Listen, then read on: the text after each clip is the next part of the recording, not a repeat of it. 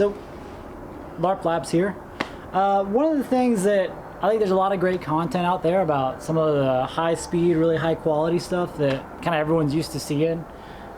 Blue Alpha gear, all that. Part of what I want to talk about, LARP Labs, right? Some of the more budget oriented stuff I'm trying to do to make stuff fit inside a budget that's kind of sort of working for me. So, want to do a quick video on my current belt setup. I'll admit I bought a Blue Alpha gear belt. It was on sale. I haven't set it up yet. Most people online will suggest a Blue Alpha gear belt full setup. I think that full setup's going to run you $550-ish. This is my Sword USA belt. Is this the best belt money can buy? No. But this whole belt and everything I got in it is like, I think I'm up to like 140 now because I swapped out some pouches.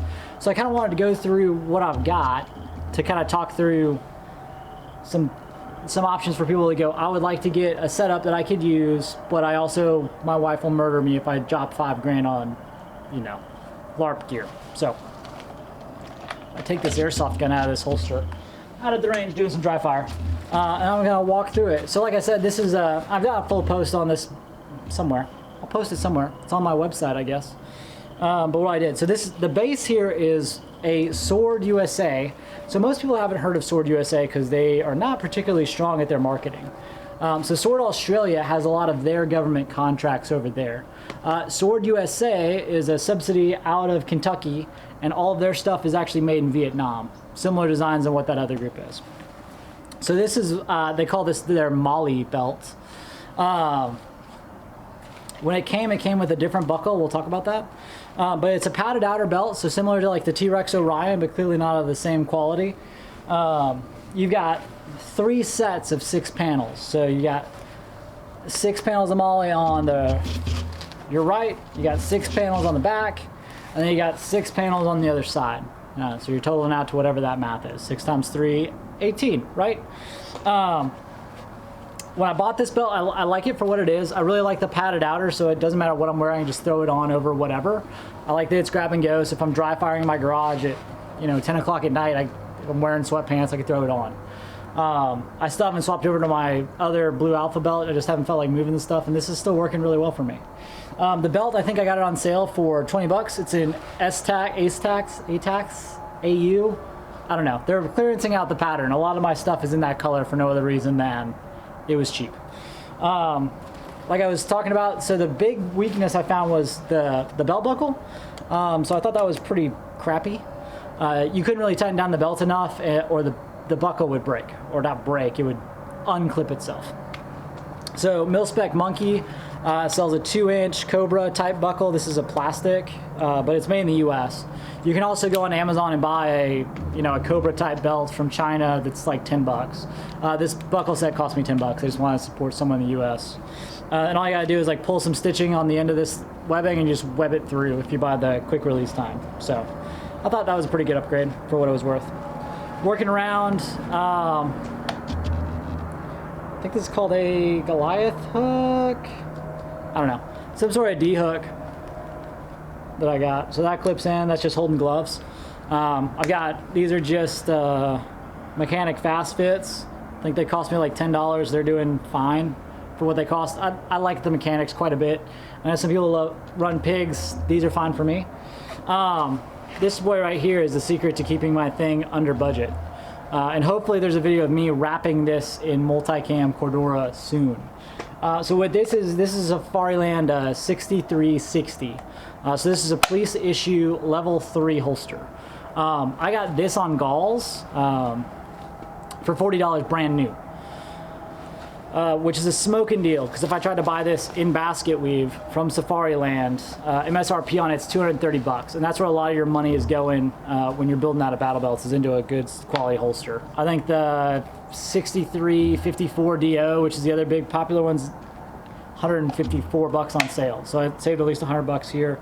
Like I said, it's basket weave. I could paint that if I got around to it, or I'm actually planning on peeling it off and doing some Cordura weave. This is actually part of what's really cool about the sword belt.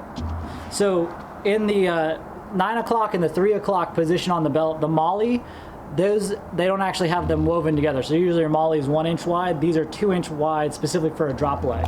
So the belt loop that came on this holster fit right around it. I didn't have to buy any of their Malice clips or any of that other stuff to make it go to mount. So 40 bucks all in. Behind that we've got a Sharpie, infinitely useful range tool. Back here we have a small utility pouch, also from Sword USA. I think this was about $8. And what I'll say about Sword USA's pouches, I would say they're above Condor in quality. When you're not talking top of the line gear, but I've been really happy with the build. Good zippers, good quality zippers, good quality pulls. This has got a Velcro panel here. As you can see, I've got my my Fun and Exciting tourniquet rubber banded to the bottom. I just bought some elastic, so I'm actually going to sew through the bottom of this to pick up an elastic slot to put this here. So is it as good as a Coyote Stomp? No, I think the Coyote Stomp's like 70 bucks and this is 8. Like I said, this is I think they called this the accessories micro pouch. It'll be harder to tear away and get into, but it fits 2 chest seals, North American Rescue, pressure bandage, and quick clot, which is, in my opinion, what I need in here. That might change. Moving on back, got a dump pouch. So this is the Sword USA dump pouch. You're seeing a pattern here. This thing's massive. Like, you can clearly see how big this is. It takes up 1 panel of MOLLE. So I don't love this design. This might go long term, but sometimes it is so nice how much stuff I can throw in here all at once. So I can fit everything. This thing's massive. So like I can fit an entire can of propane when I'm going out shooting all that stuff. Guy at the range. Guess that millionaire's done shooting. Moving around to the back, we've got, this is actually a swap I made. So I used to use the Sword USA M4 mag pouches, which have got the retainer up top. These are S-Tack Kiwis now I got on Black Friday. The S-Tacks are worth it. I'm gonna 100% admit to that. My reload times are like a second or two faster just because I don't have the retention. These retain well. When I wore this whole belt for Force on Force for 5 hours, these were great for doing tack loads, just making sure I'm re-indexing stuff. Those are staying long term for me. Moving around here, these are actually Eagle Industries M9 mag pouches. So out of the box, these will not fit a Glock mag, but if you just open them up and take out 1 piece of Kydex inside of them, they will. These are $5 a piece. So that's substantially cheaper than I think S-Tacks are going to be, and they come with mounting hardware. I think they're like 20 bucks a thing. So, and what I kind of like about these is you can, they do have an overtop retention strap. So if I feel, like if I was going to go to an airsoft op and I was going to carry this because I wanted that weight to be there, I would have those retention straps if I'm going to crawl through the woods for several hours. I kind of like that. I know that the S-Tacks supposedly hold well, but that's what I got. So I've been running this thing since I think July of last year. I use it fairly often, but it hasn't got a lot of heavy use.